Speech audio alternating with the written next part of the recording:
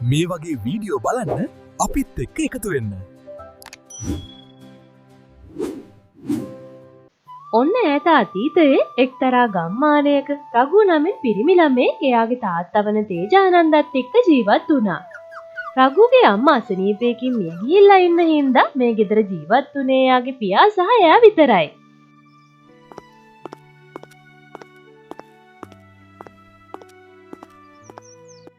උතේ කොහෙද ඔයා? මෙන්න මම වාට අලුත් ඇඳුම් ටිකක් අරගෙන ආවා.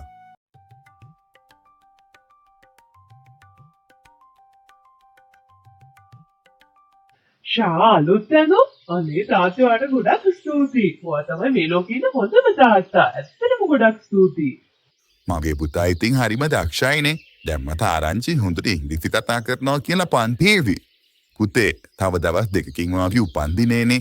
ඒ හින්දා මං වාට අලුත් ඇඳුම් ටිකක් ගෙනාවා. ඔන්න අද මොයා ඒ ටික ගන්නකො. මේ වැඳගෙන හොඳට ඉස්කෝලේට උජාරුවට යන්න. හරි තාත්තේ. මම මේ ඇඳුම් වලට ගොඩක් කැමතියි. මම මේක දැම්මම ඇඳලා බලන්න ඕනේ. මගේ උපන්දිනේට අලුතෙන් ඇඳුම් ඇඳගෙන මම ඉස්කෝලේට යනවා. ඔන්න ඔය විදිහට තේජානන්ද රඝුට අම්මගේ තාත්තගේ ආදරය ලබා දුන්නා. ඔහුට කිසිම අඩුවක් දැනෙන්නේ නම් ඉඩ සැලැස්සුවේ නැහැ. ඔහු කම්කරු භූමියක කම්කරුවෙක් විදිහට තමයි වැඩ කරේ. එයාගේ පුතා වෙනුවෙන් උපන්දින සමරලා හැම වෙලාවෙම වගේ ඔහු තියෙන මුදල් වලින් තෑගි පුළුවන් විදිහට අරන් දුන්නා. තාත්තේ අද වාර විභාගයේ ඉඳලා ඉක්මනට ඉස්කෝලේ ඉවර වෙයි. ඉතින් මම ඒක ඉවරුනම තාත්තගේ වැඩපොළට එන්නද? ඔව් පුතේ, ඒක හොඳයි. මං අද හවස 4 ඉඳන් 10 වෙනකම් වැඩ. ඊට පස්සේ අපි දෙන්නම එකට හවසට ගෙදර යමු.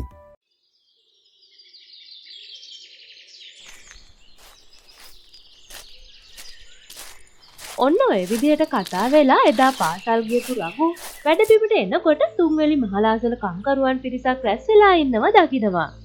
වැඩ කරමින් හිටපු සේවකයෙක් බිමට ඇද වැටිලා මිය ගිහිල්ලා තිබුණා. ඒ වෙන කවුරුවත් නෙමෙයි. ඒ රඝුගේ පියා වන තේජානන්දයි. නෑ තාත්තේ, අනේ මේක වෙන්න බෑ. මගේ තාත්තා මාව දාලා යන්න බෑ. අනේ මාව දාලා යන්න එපා. මාව අම්මා වගේ දාලා ඔයාට යන්න බෑ. අනේ තාත්තා නැගිටින්න. පුතේ, ඔයාගේ තාත්තා තවදුරටත් මේ ලෝකේ නැහැ. ඔයා දැන් හිත ධෛර්යමත් කරගන්න ඕනි. ඔයාගේ තාත්තා තුන්වෙනි මහලෙන් ඇපදින බැටුණා. ඊට පස්සේ ජීවිතේ නැති උනේ. ඔයාගේ තාත්තා තේජානන්ද හරිම මුඳ හදවතක් තියෙන මනුස්සයෙක්. ඇත්තටම එයා උතුම් ගතිගුණ තියෙන මනුස්සයෙක්. ඒ වගේ කෙනෙක් මේ ලෝකෙ කොහෙවත් නැතුව ඇති. රඝු, දැන් සංසුන් වෙන්න. ඔයා හිත ධෛර්යමත් කරගන්න. රඝු එයාගේ පියාව අවදි කරවන්න බොහෝ සෙයින් උත්සාහ කළත් නමුත් තේජානන්ද මේ ලෝකෙන් මේ වෙනකොටත් සමුගෙන තිබ්බා. ඔන්න ඊට පස්සේ තේජානන්දගේ මරණයෙන් පස්සේ නිවසේ හිමිකරු රඝුට නිවසෙන් ඉවත් වන ලෙසට පැවසුවා.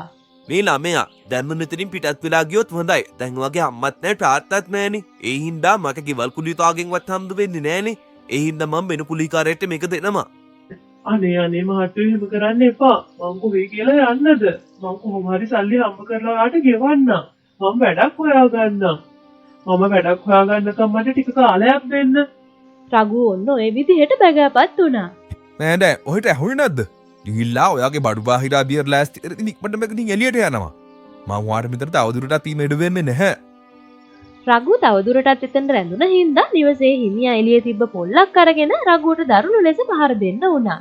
ඔහුගේ බඩු බාහිරාදියත් එළියට විසි කරා. ඔහු නිවසෙන් තල්ලු කරලා දැම්මා. අකමැත්තෙන් වුණත් රඝුට නිවසෙන් එළියට බහින්න සිද්ධ වුණා. රඝුට දැන් ගම පුරා ඇවිදින්න වුණා. දරුණු සීතල කාලයක් පැවතුණත් රඝු වීදියේ තිබ්බ තනකොළ සහ පිදුරු වලින් එයාව වසාගෙන නිදාගත්තා. අනේ දෙයියනේ, මම මොන වැරද්දක් කරාද මට මෙහෙම වෙන්නේ? මුලින්ම මගේ අම්මව ගත්තා. දැන් මගේ තාත්තව ගත්තා. ඇයිවා මටම මේ වගේ දේවල් කරන්නේ? තමන්ගේ වාසිය බලාගෙන ඉන්න මේ මිනිස්සු අතර මං කොහොමද ජීවත් වෙන්නේ? අනේ දෙයියනේ මට උදව් කරන්න. රඝු ගියපු පාසලේ පාසල් ගාස්තුව ගෙවීමට ඔහුට නොහැකි වුණ හින්දා රඝු පාසලෙන්ද පිටුවහල් කරා. ඔහු ජීවත් වීම සඳහා රැකියාවක් හෙව්වත් කිසිවෙක් ඔහුට රැකියාවක් දෙන්න ඉදිරිපත් වුණේ නම් නැහැ. රඝුට ඉන්න හිටින්න තැනක් තිබුණේ නැති හින්දා ඔහු ඉතාමත් දුකටපත් වෙලා කැලෑවේ ගහක් යටට වෙලා අඬන්න පටන් ගත්තා. ඔන්න ඒ වෙලාවෙම දෙවි කෙනෙක් බ්‍රහ්මණයෙක් වගේ වෙස්යක් අරගෙන ඔය ආසලෙන් ගමන් කරමින් හිටියා. රඝු අඬනවා දැක්කට පස්සේ ඔහු සමග කතා කරන්න එතන නැවතුණා. පුතේ, ඔයාට මොනවද උනේ? ඇයිවා මෙතන අඬන්නේ? මට කියන්න. මොකද උනේ? රඝු මේ බ්‍රහ්මණයාට හැමදේම වගේ කිව්වා. ඔන්න ඊට පස්සේ බ්‍රහ්මණයා එයාගේ දිව්‍ය බලය භාවිතා කරලා මායා සපත් යුගලයක් මැව්වා. පුතේ මේවා සාමාන්‍ය සපත්තු දෙමේ. මේවා මායා සපත්තු. මං ලැබපු තපසේ බලයෙන් තමයි මේ දේවල් මට මවන්න පුළුවන් වෙන්නේ. මට අනිත් අයට උදව් කරන්න පුළුවන් බලයක් තියෙනවා. ෂා මායා සපත්තු ඔව් පුතේ මේක මායා සපත්තු යුගලයක්. මේකෙන් රත්තරන් හම්බෙනවා. ඔයාට මේ මාර්ගයෙන් ධනවත් වෙන්න පුළුවන්. ඒත් මේකෙන් කොහොමද රත්තරන් එළියට එන්නේ? නෑ පුතේ ඔයා මේවා කැළඹගෙන ඇදිනකොට ඔයා තියෙන හැම පියවරකදීම දාතිය වාට රන්කාසියක් වැටි. ඒ කියන්නේ රන්කාසි රැස්සක් ඔයා මතට පතික වෙයි. ඔන්න ඔහොම කිව්වට පස්සේ රඝු බ්‍රහ්මණයා ඉදිරිපිටම මේ මායා සපත් යුගල පැලඳගෙන ඇවිදින්න පටන් ගත්තා. ඔහු තිබුව මේ සෑම පියවරකදීම වගේ අහසින් රන් කාසියක් ඔහු මතට වැටුණා. ඔහු ඒ අල්ලගත්තා. හානේ මේක නම් ඇත්තටම මායාවක්. ඔයාට ගොඩක් ස්තුතියි බ්‍රාහ්මණතුමනි.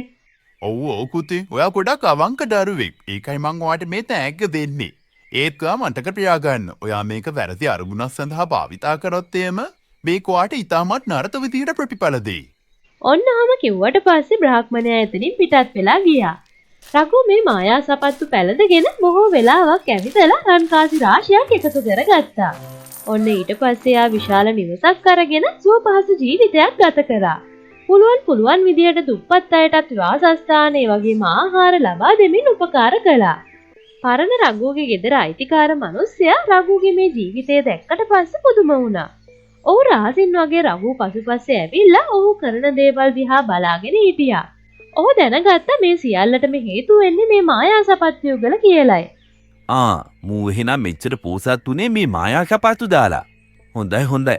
බලමුකෝ මේ රත්තරන් සපත්තු දෙක දැන් මගේ තමයි. ඉන්නකො මන් දන්න ඕක ගන්න හැටි. ඔන්න එදා රාත්‍රියේදී රඝු නිදාගෙන ඉන්නකොට පරණගේ නිවසේ හිමියා රහසින් වගේ මේ ගෙදරට ඇතුල් වෙලා සපත්තු යුගල හොරකම් කළා.